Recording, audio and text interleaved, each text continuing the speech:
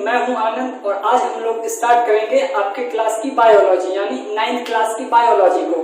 9th class की biology में NCERT book में 5 चैप्टर हैं। बहुत ही इंटरेस्टिंग चैप्टर्स हैं, बहुत ही आसान चैप्टर्स हैं, पढ़ने में बहुत मजा आएगा। तो हम लोग आज वही स्टार्ट करने वाले हैं यहाँ से। तो आज के वीडियो में हम लोग सबसे पहले सिलेबस देखते हैं, उसके बाद कुछ इंट्रोडक्शन किसी एक चैप्टर का स्टार्ट करेंगे। तो आइए सबसे पहले हम लोग जो है आपके चैप्टर्स को देखते हैं कि आपको क्या क्या पढ़ना है 9th क्लास में अकॉर्डिंग टू एनसीईआरटी।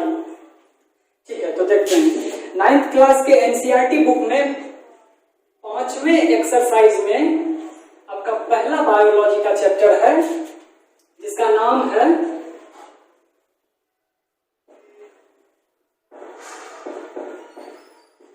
जीवन की मौलिक इकाई। जीवन की मौलिक इकाई हम लोग इस चैप्टर में देखेंगे कि जीवन की मौलिक इकाई क्या है। हमें सबको पता है कि जीवन की मौलिक इकाई क्या है, सेल, कोशिका है। तो ऑब्वियसली हम लोग इस चैप्टर में देखने वाले हैं कि कोशिका क्या है, इसके टाइप्स देखेंगे, इसका क्या क्या कंपोनेंट्स हैं, किन किन चीजों से मिलके कोशिका बनता है, उनके बारे में देखेंगे और इन सब के बारे में हम लोग इस चैप्टर में स्टडी करेंगे, जीवन की मौलिक इकाई। उसके बाद अगला चैप्टर वो भी लगातार है एक्सरसाइज 6 एनसीईआरटी के बुक में, जिसका नाम है ऊतक यानी टिश्यू। हमें ये भी पता है कि बहुत सारे कोशिका मिलकर क्या बनाते हैं, ऊतक बनाते हैं, टिश्यू, जो कि शरीर में किसी विशेष कार्य के लिए होते हैं। तो हम लोग इस चैप्टर में, इस अध्याय में देखेंगे कि ऊतक क्या है, ये कितने तरह का होता है, कहाँ कहाँ कौन सा ऊतक पाया जाता है, इन सब चीजों के बारे में हम लोग इस चैप्टर में ऊतक में पढ़ेंगे। अगला एक्सरसाइज है आपका, वो भी लगातार ही है, एक्सरसाइज 7, जिसमें ये है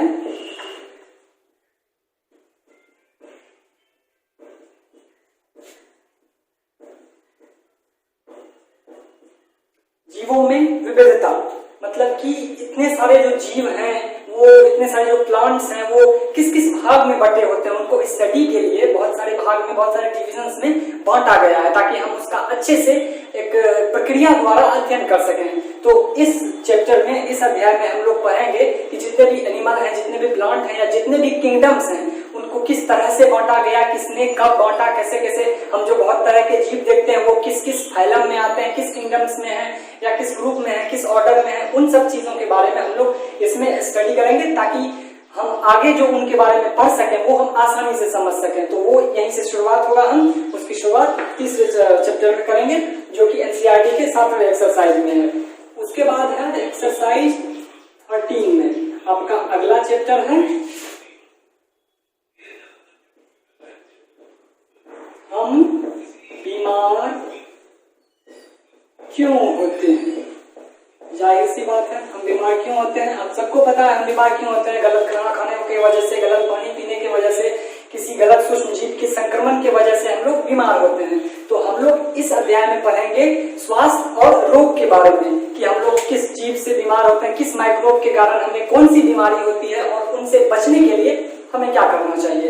तो ऑब्वियसली ये टॉपिक हमारे लिए बहुत ही, ये चैप्टर जो है हमारे लिए बहुत ही इंपॉर्टेंट है क्योंकि ये चीज हमारे डेली लाइफ की चीज है। हमें ये चीज डेली फेस करना होता है, हमें किनसे कैसे बचना है, हमें क्या करना चाहिए, क्या नहीं करना चाहिए। जैसे अभी वर्तमान समय में एक बहुत ही बड़ी बीमारी है कोरोना, तो वो भी एक बीमारी है, वो भी किसी सूक्ष्म जीव, वो भी किसी वायरस की वजह से होती है। उनसे कैसे बचा जाए, कैसे उनसे रक्षा किया जाए, तो उन चीजों के बारे में, बहुत सारी बीमारियों के बारे में हम लोग इस टॉपिक में पढ़ेंगे। वैसे भी बायोलॉजी जो विषय है, जीव विज्ञान जो विषय है, वो एक ऐसा विषय है जिसमें आप अपने बारे में पढ़ते हैं, आप खुद के बारे में जानते हैं कि मैं क्या हूँ, हम क्या है, हमारा शरीर कैसे बना है, हमारा शरीर कैसे कार्य करता है, हमारा जो आस परिवेश है, हमारा जो चारों तरफ का पर्यावरण है, वो किस ढंग से कार्य करता है, किन किन चीजों से बना है। तो इन्हीं सब चीजों के बारे में हम लोग बायोलॉजी में पढ़ते हैं। और ये जो चैप्टर है इसमें हम लोग खुद के बारे में पढ़ेंगे, हमारे स्वास्थ्य के बारे में कि हम किस तरह से ठीक रह सकें, किस तरह से अपने आस परिवेश को साफ सुथरा रख सकें, हमें कौन कौन से रोग होते हैं, वो किस सूक्ष्म जीव की वजह से होते हैं, उनका क्या क्या उपचार हो सकता है, तो वो हम लोग इसमें करेंगे। इसके बाद अगला चैप्टर है आपका जो कि एक्सरसाइज 15 में एनसीईआरटी में है, वो है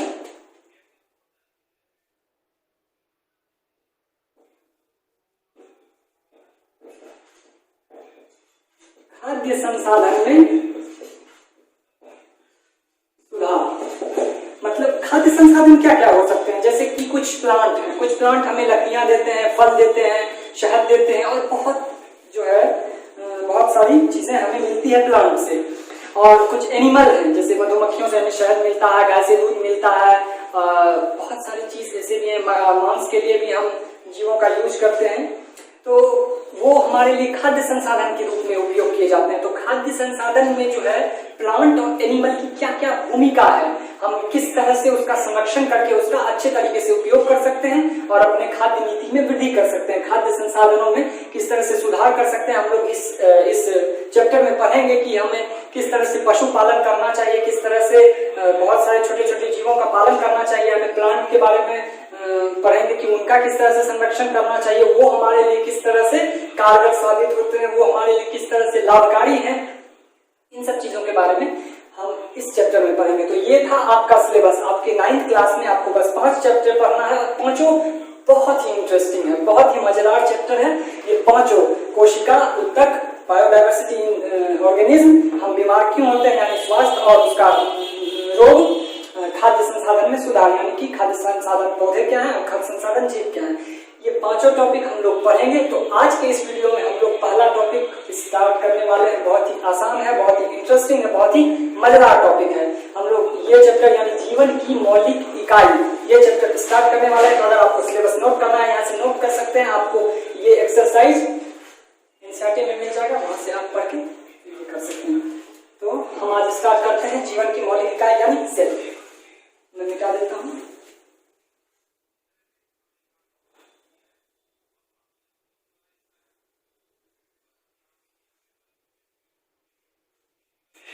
तो जीवन की आज हम लोग स्टार्ट करते हैं जीवन की मौलिक इकाई। हम सबको पता है जीवन की मौलिक इकाई क्या है, जीवन की मौलिक इकाई है कोशिका। कोशिका को जीवन की मौलिक इकाई कहा जाता है। स्वाभाविक सी बात है, हम लोग इस चैप्टर में कोशिका के बारे में पढ़ने वाले हैं। सबसे पहले आइए जानते हैं कि कोशिका है क्या, कोशिका क्या है, कोशिका को कोशिका क्यों कहा जाता है, कोशिका इतना महत्वपूर्ण क्यों है कि आखिर उसको हमारे सिलेबस का एक चैप्टर बना दिया गया कि कोशिका क्या है।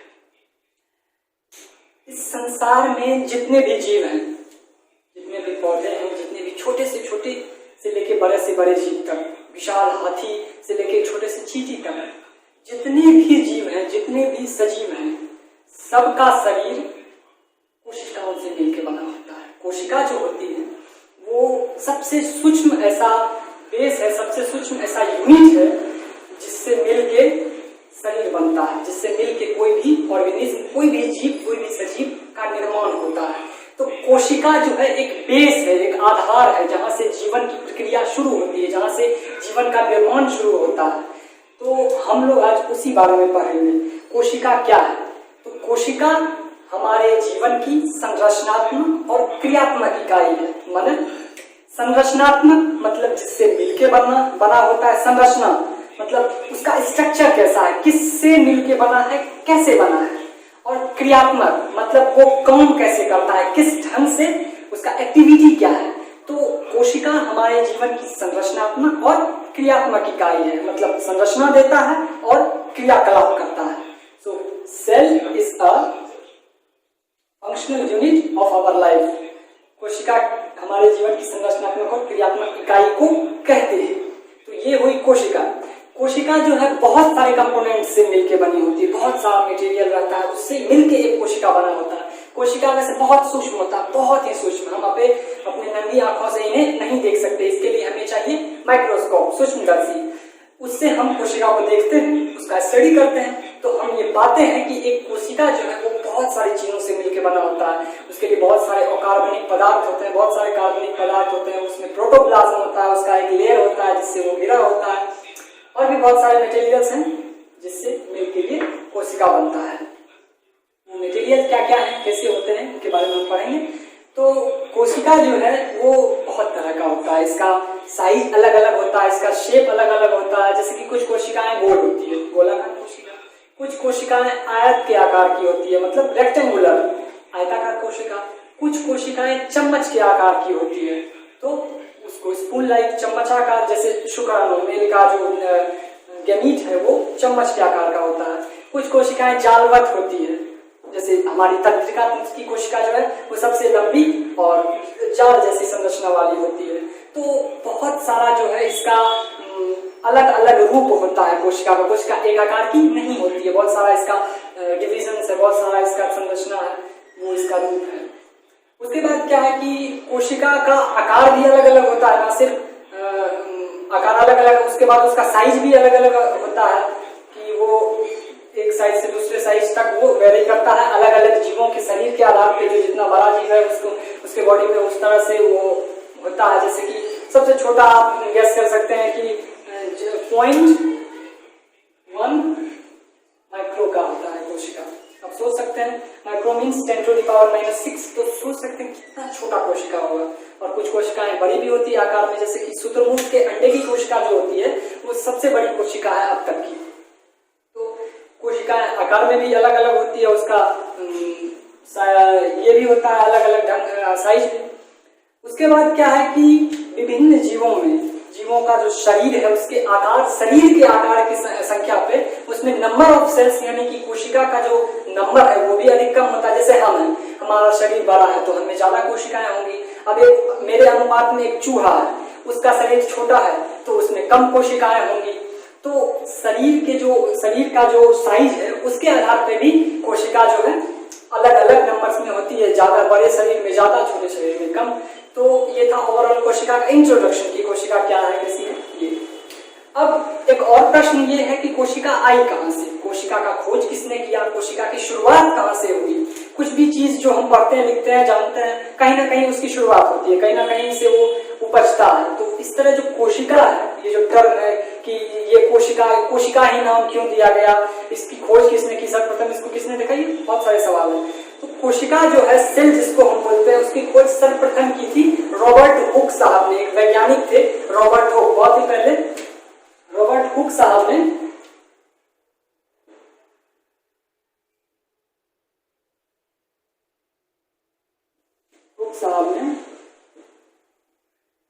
1665 ईस्वी में रॉबर्ट हुक साहब ने सर्वप्रथम कोशिका की खोज की थी। कैसे, नंगी आंखों से तो ये दिखता नहीं है, उन्होंने अपने से निर्मित माइक्रोस्कोप से इनको देखा था कोशिका को।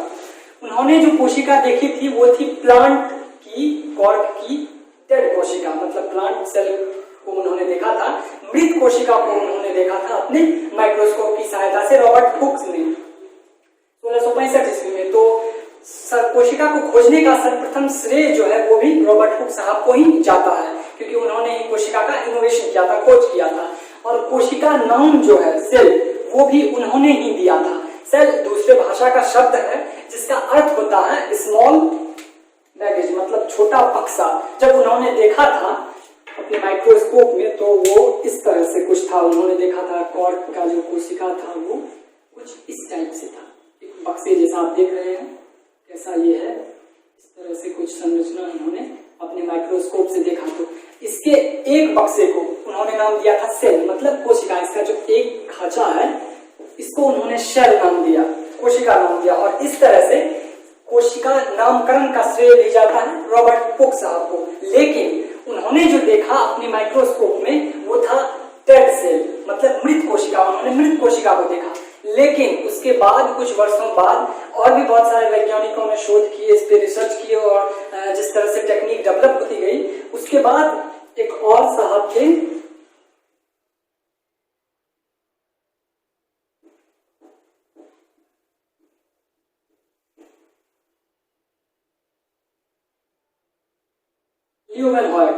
ये इस वैज्ञानिक ने जो है सर्वप्रथम जीवित कोशिका को देखा था। इस वैज्ञानिक ने सर्वप्रथम बैक्टीरिया या जो और सारे फंगी हैं इन सब कोशिकाओं का स्टडी सबसे पहले इन्होंने ही किया था। इन्होंने ही सर्वप्रथम जीवित कोशिका को देखा था। कब? इन्होंने इसके बारे में बताया था 1674 ईस्वी में ल्यूवेनहोएक साहब ने बताया कि कोशिकाएं जीवित भी होती है। उन्होंने स्टडी किया, देखा और बताया। रॉबर्ट हुक साहब ने देखा था मृत कोशिका को, लेकिन ल्यूवेनहोएक साहब ने जीवित कोशिका को देखा। तो जीवित कोशिका को खोजने का श्रेय ल्यूवेनहोएक साहब को जाता है और यहीं से जो है कोशिका के क्षेत्र में बहुत सारे इनोवेशन होने शुरू हो गए। उसके बाद रॉबर्ट कोच साहब आए, जिन्होंने ये बताया कि कोशिका के जो अंदर एक केंद्रक भी होता है। जैसे हम जब देखेंगे ये एक सेल है, इसके अंदर एक और स्ट्रक्चर होता है। इसको रॉबर्ट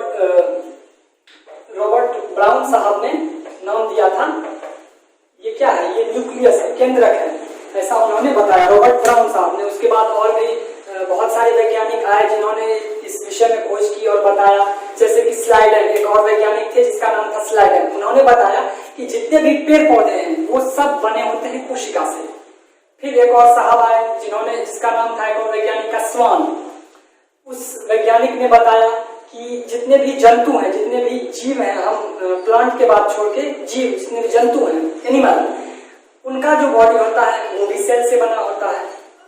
तो स्लाइडन और स्वान का भी कोशिका के क्षेत्र में बहुत बड़ा योगदान है। और इन दोनों ने मिलकर कुछ वर्षों बाद ही फिर सेल थ्योरी दिया, कोशिका सिद्धांत दिया। तो कोशिका सिद्धांत दिया था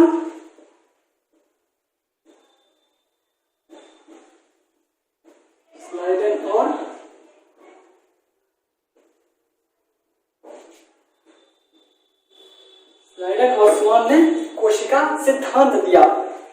उन्होंने बताया उस थ्योरी में कि कोशिका किस तरह से कार्य करती है, इसका स्ट्रक्चर कैसा होता है, ये किस तरह से दिखता है, कैसा होता है, इन सब चीजों के बारे में उन्होंने बताया स्लाइडर और स्वान साहब ने।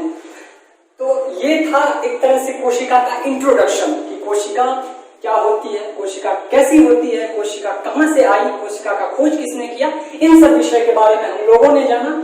आज इस वीडियो में हम लोग अगले वीडियो में देखेंगे कि कोशिका का स्ट्रक्चर कैसा होता है, एक टिपिकल जो सेल है, एक टिपिकल कोशिका जो होती है वो कैसी दिखती है, उसके अंदर क्या क्या मटेरियल है, क्या क्या संरचना है, किन किन चीजों से मिलके वो बनी होती है। इस सब चीजों के बारे में हम और अगले वीडियो में पढ़ते जाएंगे। आप हमारे साथ बने रहिए, अगले वीडियो में और भी मजा आने वाला है। इस वीडियो के लिए इतना ही। हमारा जो चैनल है वीडियोग्राम एकेडमी, उसको आप यूट्यूब पे सब्सक्राइब कर सकते हैं। बाकी हमारे जो नोट्स हैं PDF में वो सारे हमारे एंड्रॉइड ऐप पे अवेलेबल हैं, आप उसको प्ले स्टोर से डाउनलोड